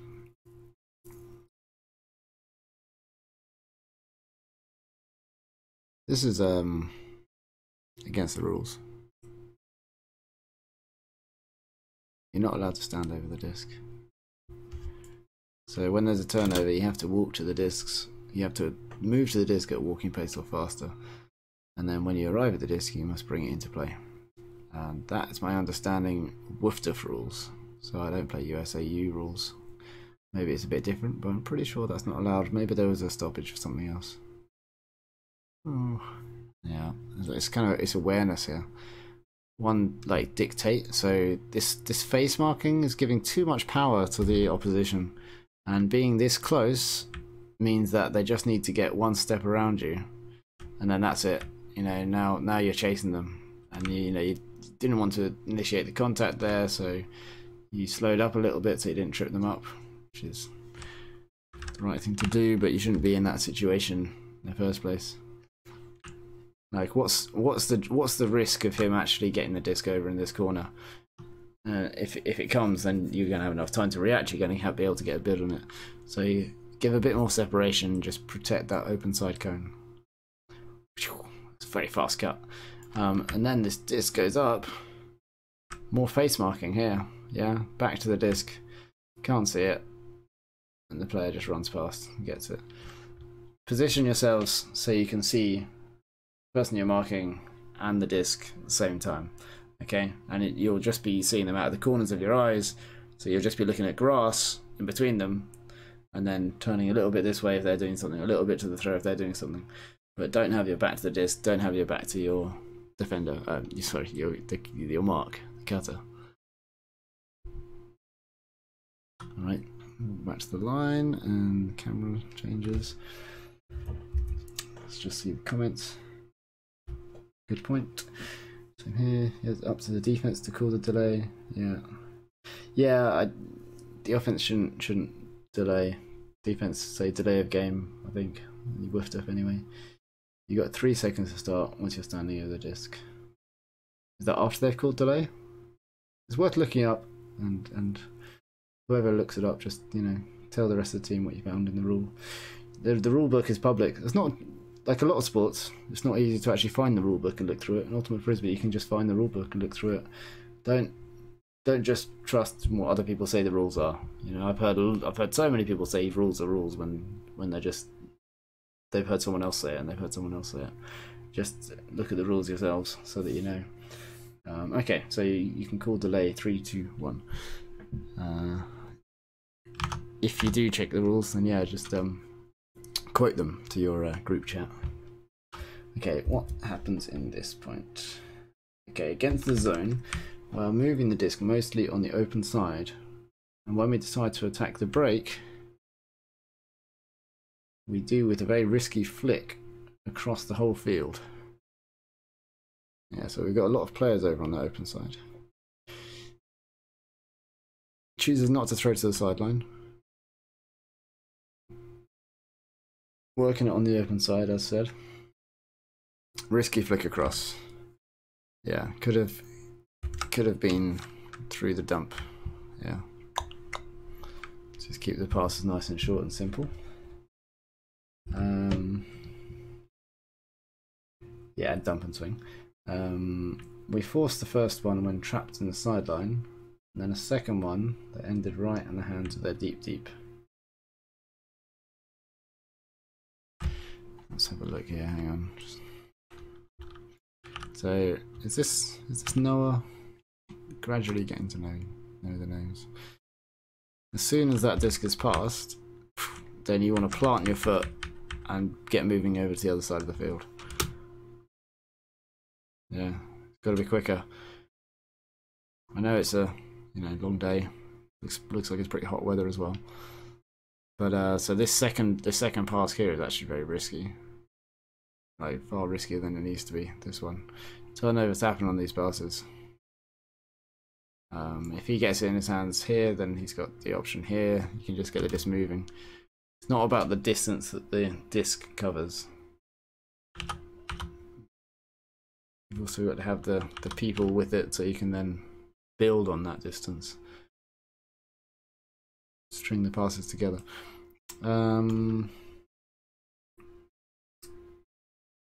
First one. Okay, we force the first throw when trapped against the sideline. And the second one goes to the deep. Yeah, I mean this is pretty close here. And you're kind of throwing to the... It's weird, you're kind of throwing to the back of the receiver. Unless you're throwing to this one. Yeah, maybe you are. Oh god. Yeah, that's an indication of general kind of like space. Like the spatial awareness needs to be worked on, and communication and stuff. For two people to be in the same place like that. But you make the catch, which is good. And then this is the right option to throw to, I think. Not much going on. So get it moving. Oh, could have released that disc.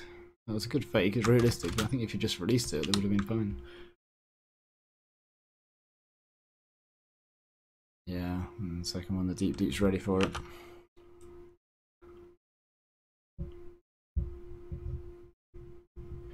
Yeah, again, throwing to someone's back. So he hasn't looked up. And you're just kind of expecting he will. But in fact, he stops his cut because he sees this defender's over here. Right, we've got 20 minutes left of the stream. Yeah, there's some. I thought there was some rule about a pre-stall as well. Just to go back to that quickly. Just yeah, look up the rules. Send the quote to the group chat. We'll put it on the Facebook page. But yeah, one person needs to do it. Miscommunication. Yeah, I think it is over eagerness to make that throw as well. You see the gain against this zone was 2 swings, and then it opened up here. This pass here, okay, wasn't that far. Okay, it's like what, 15 yards. The actual gain is then with these little ones here. Okay. Now we're in a really good position. Okay, but we're free over here. So don't get too eager. Don't get over eager to score against the zone. Just keep possession of the disc. Move it around. Keep the defenders moving. Keep changing the angles of attack. We do get the disc back after a good dump and swing. Another unforced error. We get a D, and then a hospital pass that Marcus saves, and we score. Okay, is this their turnover? Can't really see what happens, can we? No, not at all. Here we go. Someone's quoted. Miles has quoted the rules. That's a direct quote, is it, Miles, from the rule book? I'll let you guys read and digest that. Oh no.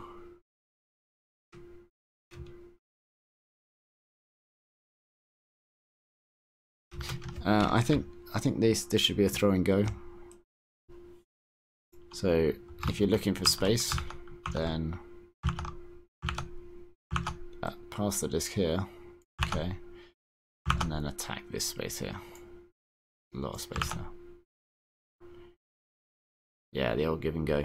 But that should be the kind of mentality. It's like, oh, I'm not just going to make this pass. I can see space in front of you, so I'm going to attack that space. Here, have the disc and then throw it back to me.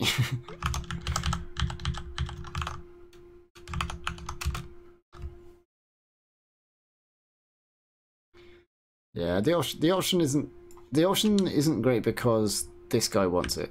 Yeah, there's a defender that is aware to this, and immediately that's going to have to be a very accurate throw. And I think you maybe try to lead him a little bit away from the defender, but yeah, the defenders want to stop that. Well, they don't care about this, so just lefty scuba over the top here, you know, or something.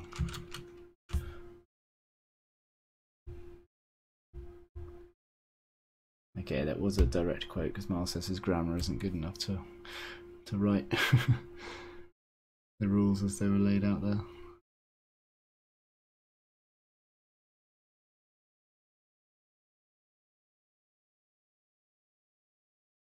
The force isn't. It's not clear which way the force is, but that's cool. We get the D, and then it's the hospital pass.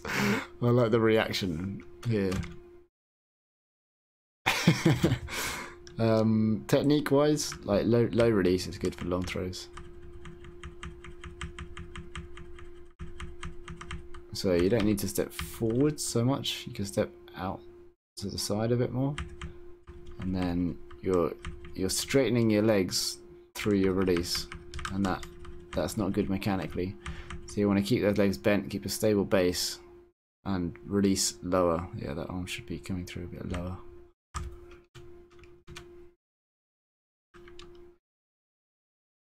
Okay, I'll skip the defenses. Nice catch over there.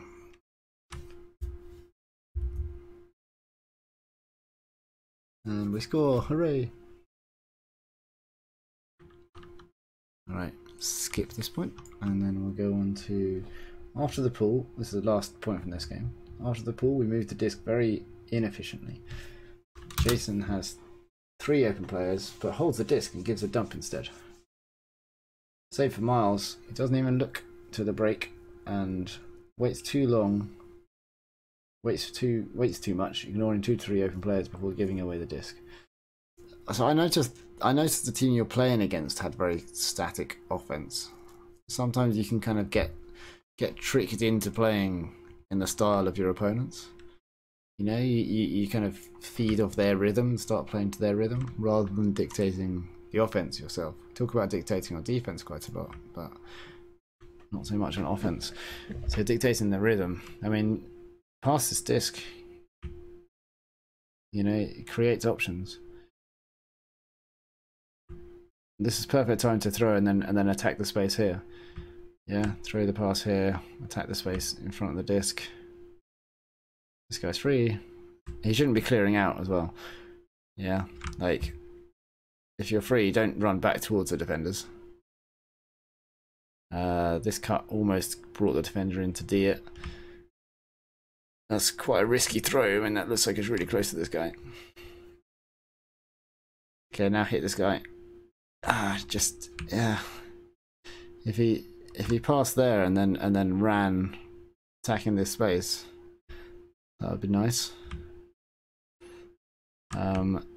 Deep throw wouldn't be a bad option if this defender didn't exist, but they definitely do exist.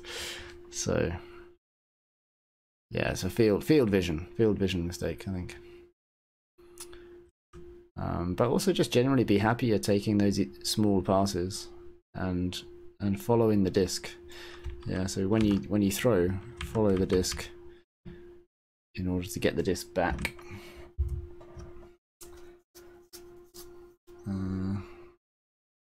Alright, Daniel and Noah are getting in the car and we'll follow on the phone. We've got 13 minutes left. Hopefully it will work on your phone. Okay, and we can skip defenses. So let's just go quickly through this.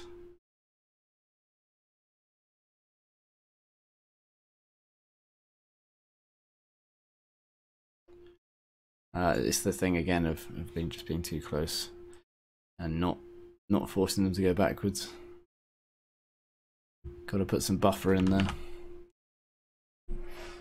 Buffer, I mean, you know, space in between you and the cutter. Okay, seeing we've only got 12 minutes, I'm going to skip through a couple of points and go straight to one that's got a yellow note on it. Okay, after the pull, there are 2 players flat in the opposite sideline, poorly positioned. They think it's a zone.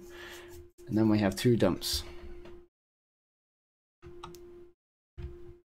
Yeah, so there's a player over off the screen here and there's more around here. When finally we remain with 1, he moves before eye contact. Yeah. The instead of facing downfield, face infield. Okay, and then see all of the players.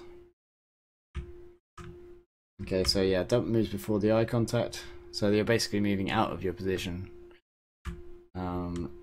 It does eventually. It does mean you open up space.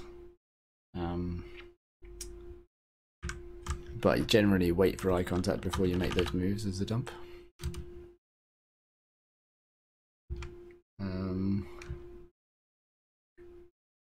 Valeria says he likes the idea of the inside out huck.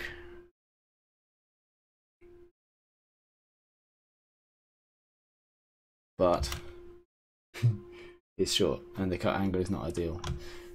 Too close to the perpendicular sideline without a V fake and not full speed. True. The thrower is way determined to make that pass, you know, like doesn't really validate that with a believable fake. Just wants to throw it deep. Like, this is a nice move to shake off the defender. And that deep cut started from here and slowed up a little bit. And then it's like, oh, okay. And like that angle towards the sideline just means the defender has got a big window where they can go and get it.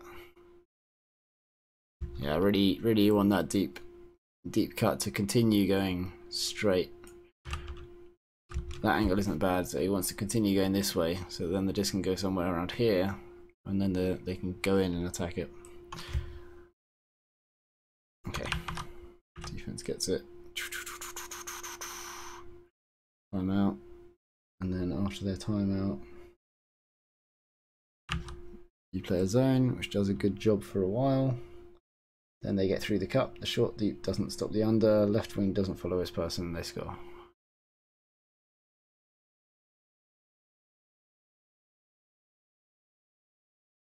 Okay. Okay, against the zone, we move the disc, but with 3 open people on the open side, we force a flick through the 4-person cup. With Elijah wider and back, Marcus could have reached Jason with an easy and floating around backhand, or even a hammer. Sounds familiar, these around backhands that we're not taking.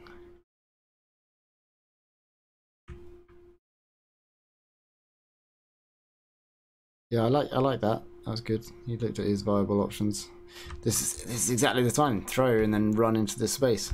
Yeah, keep the rhythm. As soon as that throw's not on, then boom, you can see the space. So attack the space yourself. Yeah, that's a very tricky option. Like right between all the defenders. We've got enough space over here to run through it and get the disc here, where you've got 2 people in front of you. Lots of options available in front.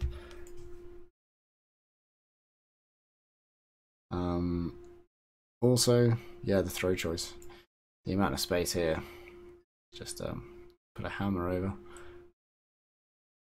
Yeah, hammer. Okay.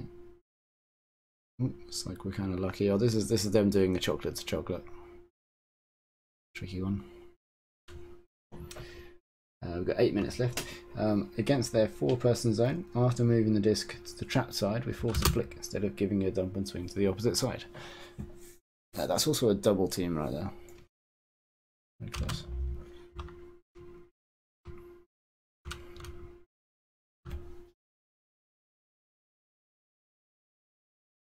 Okay, I missed that.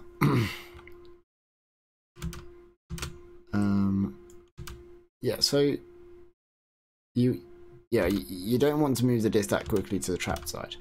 If the force is here, you want to hang out with the disc on this side. This is called the strong side. Okay, so it's beneficial to actually keep the disc in this side of the field. Okay, rather than pushing it over to the open side where the defenders are going to try and stop you getting it back. The reason why these guys are so free is because the defense wants you to go over to the outside. And then once they're over there, then we've got the defenders all around. Yeah, that throw choice in the very end. Yeah, it's a tight squeeze. I mean, maybe you should be looking deep. But yeah, you don't need to force these throws. Patience is key to zone offense. Okay, against their 4-person zone again, 4-person cup zone, we force a break instead of dump swing. Sounds familiar. Get the disc, move it across. Double team again. I really don't like double team. Yeah, so that could have been a bit earlier, basically, that throw. And also here, like, there's no need to be looking off open passes. Like, take every open pass that you can. Keep the disc moving, change angles of attack, increase your options, make your players feel better as well. You know, everyone feels great when they get the disc in their hands and can pass it around a bit. So enable others to do that, and they'll enable you to do that as well.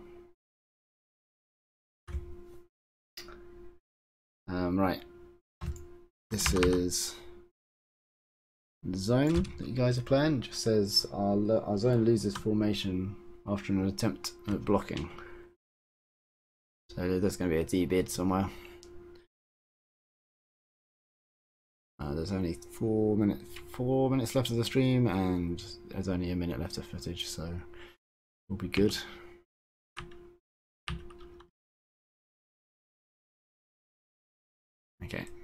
can't see that very well. Alright, last point. We move the disc but can't swing. David should receive the dump a couple of yards back so he can easily move the disc to the brake side. We ended up trapped and passed to a defender instead of keeping dump and swing. Walker Walker has to stay back instead of going up line.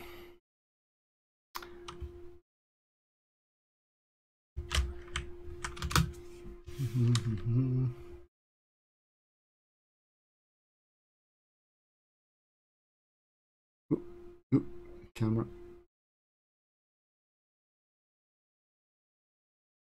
So I think it's actually a positioning thing. So when the whole time that he's got the disc here, yeah, should probably take the dump a bit earlier, but somebody needs to be connected to this dump player. We need to have another player around here so that when the dump gets it, then we're ready, and we can't just be stopped by a player kind of in the general vicinity. You know, it needs to be a very clear option. So yeah, in general, dumping and swinging, keeping the disc moving is going to help you a lot. Taking those open passes, following the disc, so passing and then running with the disc to, that's nice, isn't it? Grass shot. Yeah, passing the disc and then following it in order to get the disc back. That's going to be really beneficial for you. Keep attacking the brake side. Keep those fast transitions as well. So catch your D and then take the short passes to keep to attack, like a counter attack. Think about getting the disc moving at the beginning rather than setting up the stack. So keep your eye on the thrower and know to make that move onto the brake side, especially very early on. So you can just keep the flow going. Yeah, and always pass to the open person when there's a poach. We saw a lot of opportunities for the throwers to do realistic fakes, and how that would have really helped move the defenders around to open up more options. So keep that in mind. And yeah, downfield cutters, make sure you do your V cuts to shake off your defenders before you follow through with those cuts. Okay, let's just have a quick read. Alright, still you can find a way to send us those short points. I want to see some of the points that we've skipped in the stream. Yeah, Valerio can potentially sort that out. Okay, yeah, you're welcome to everybody. The video will be available for the rest of your teammates. Yeah, I think it's the same link as well. If you guys want to hear more analysis videos, then subscribe and we get to hear that little jingle again. That would be great if you did. Thank you very much. It's very helpful. Yeah, I hope you really enjoyed the review. If you have any feedback for me, then I'd really appreciate it.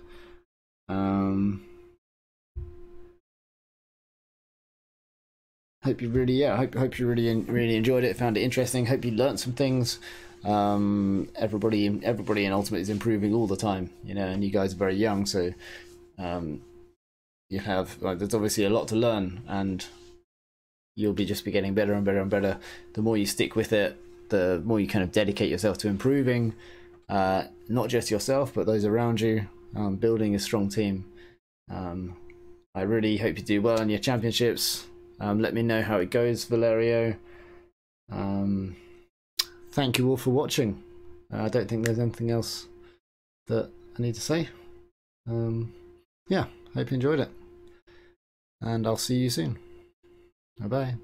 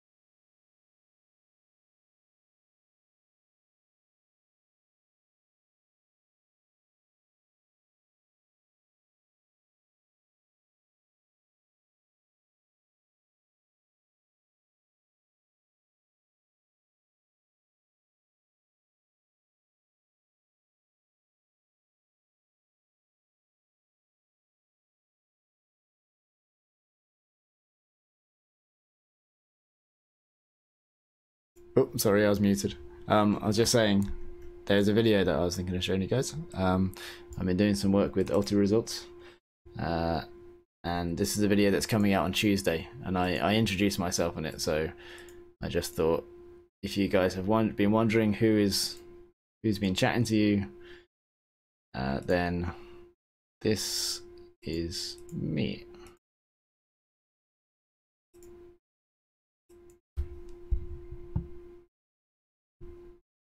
Yeah, it's an Easter egg.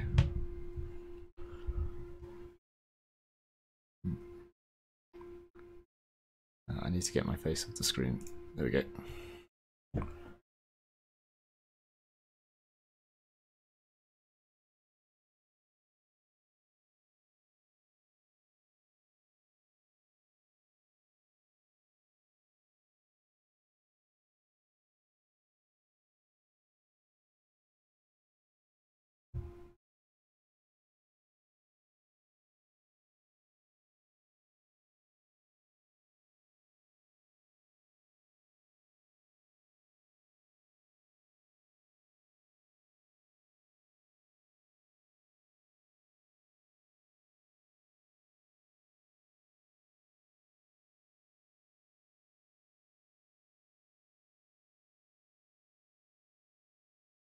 Oh, I've just realised you don't have sound on that. Let me, this Easter egg. Yeah, I describe things. So, here's another, here's the Easter egg again, but this time with sound. Versatility of your catching. And now a little bit about me. My name's Felix Shardlow. I've been coaching Ultimate Frisbee for 16 years and playing for 18. Yeah. As a coach of the Sussex University team, they've won many titles over the last few years. I coached the Great Britain Under-23 team in 2015. I've played on Clapham, I've played on Great Britain Open, I've played GB Masters, including last summer at the World Beach Ultimate Championships. Australia now looking upfield, it's high.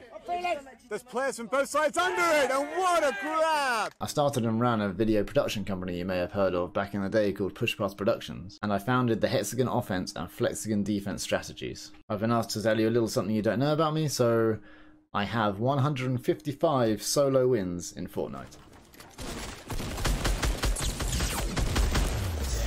Yay! Nice work, boy. Over the years, I've developed quite a good understanding of how the frisbee behaves when it's caught, when it's thrown, when it's touched, and even how it bounces. You can't hit.